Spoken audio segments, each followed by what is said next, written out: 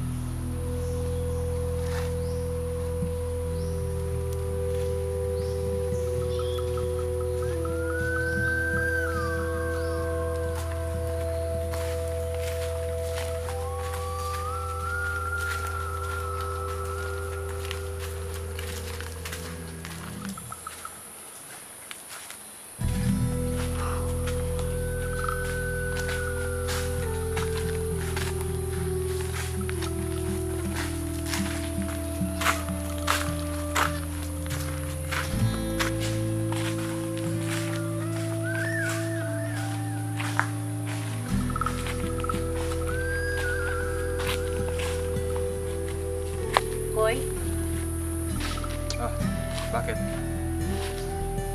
Parang ang tahimik mo yata. May problema ka ba? Mayroon bang gumugulo sa iyong isipan? Wala naman.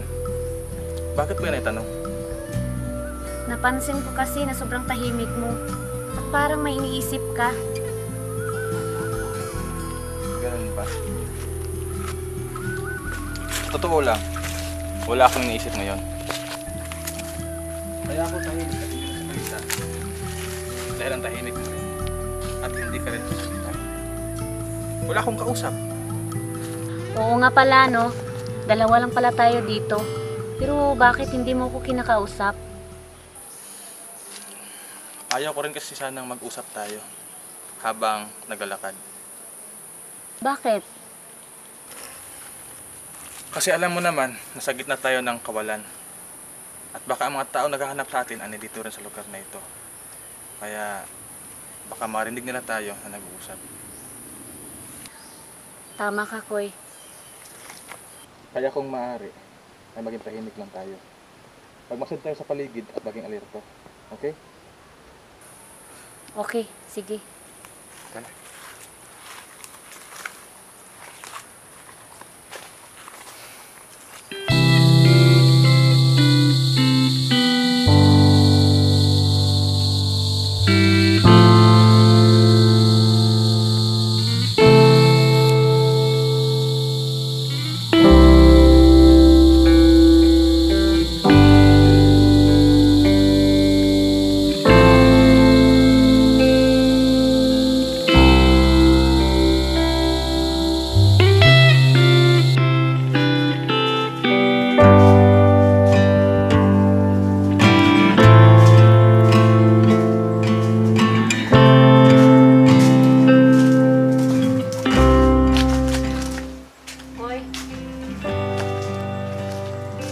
Magpapaalam sana ako sa'yo. Ano yun ang ina? Bala ko kasing puntahan ang nag-iisa kong tiyahin. Tiyahin? Saan? Sa kabilang baryo lang naman. Akala ko uuwi ka sa bahay niya. Ipagpaliban ko muna ang pag-uwi ko sa bahay. Mas importante kasi itong sadya ko sa tiyahin ko. Sige. Ikaw ang bahala. Salamat.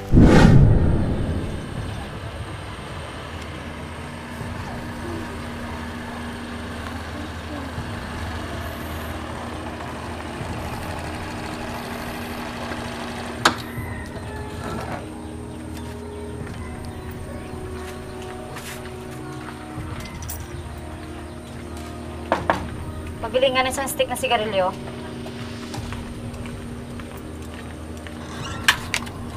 Ito. Magkano? 10.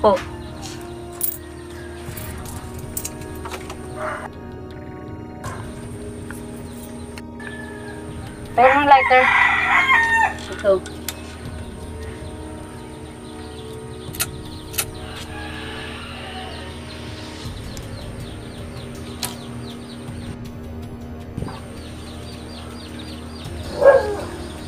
Kaibigan, meron sana akong itatanong sa'yo. Ano yun? Kilala mo ba si Stong?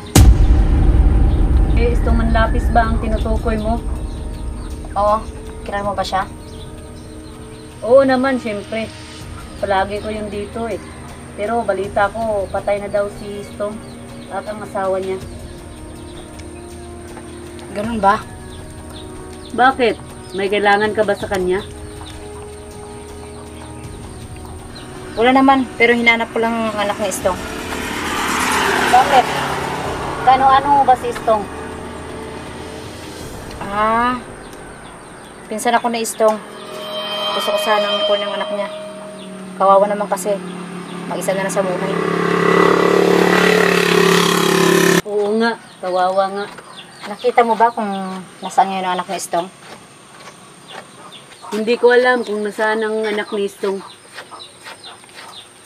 Ganun ba?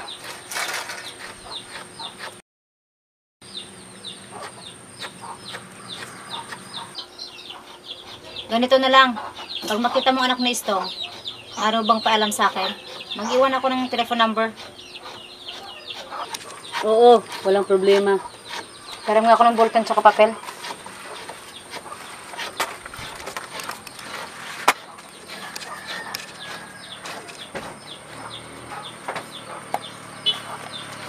Pakikontak na lang ako.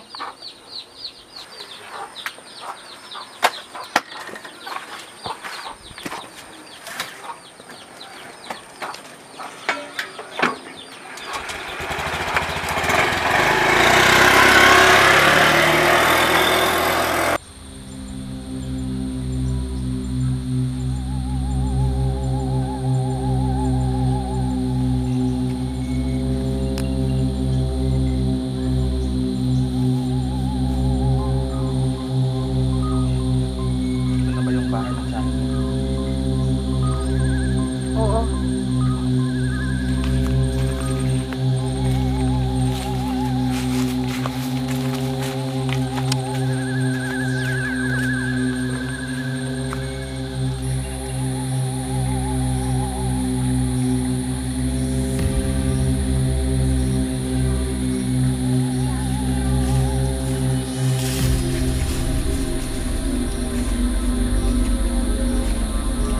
Tao po?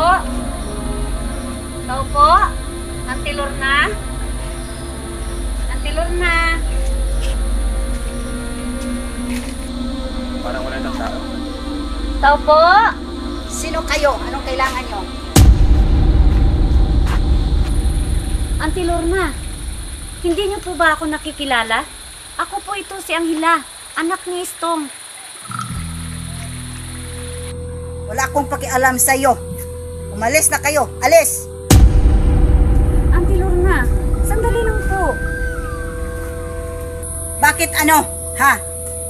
Auntie, Angela, parang nabalaw yata ang ating... Naririnig ko ang sinabi mo. Po? Narinig niyo po yun? Mag-ingat ka sa bawat pagbuka ng bunganga mo. Sorry po. Hindi naman po yung totoo.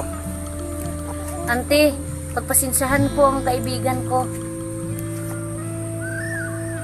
Hoy, lumayo ka na. Sige na po ate.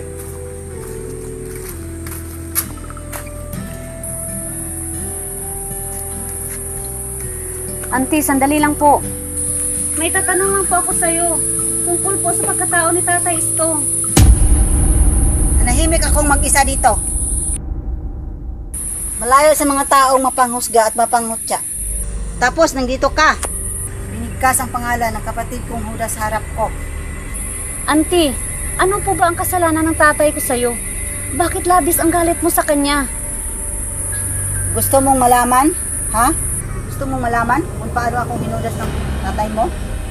Opo, Auntie. Gusto ko pong malaman. Sige.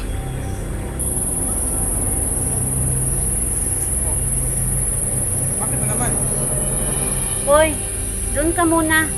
May pag-uusapan muna kami. Pwede naman kayo mag-usap na nandito ako ah.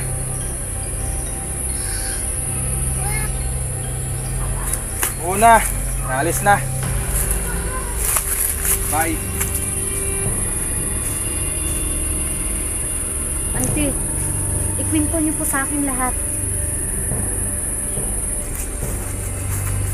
Ano kayo pag-uusapan nila? Bakit kailangan pa nila akong paalisin? Hi. Ano? Si tatay ay isang aswang, ante? Paano yun nangyari? Na si tatay ay aswang, tapos ikaw hindi. Kilalang aswang ang ina namin. At nang handa itong mamatay, si tatay mo ang tumanggap ng pagiging aswang ng ina namin. Ngunit dahil sa katusuhan niya, inalabas niya sa mga tao na ako ang tumanggap ng pagiging aswang ng ina namin. Pinagkalat niya ito para maitago ang katotohanan na siya ang aswang. Nagawa yun ni itay sa'yo? Oo, nagawa niya yon sa akin. At kaya ako nandito. Nag-iisa, nagtatago, lumayo sa karamihan. Dahil sa bawat may biktima, tatay mo at mapatay, ako ang pinupuntahan ng mga tao. Ako ang hinahanap at sinisisi.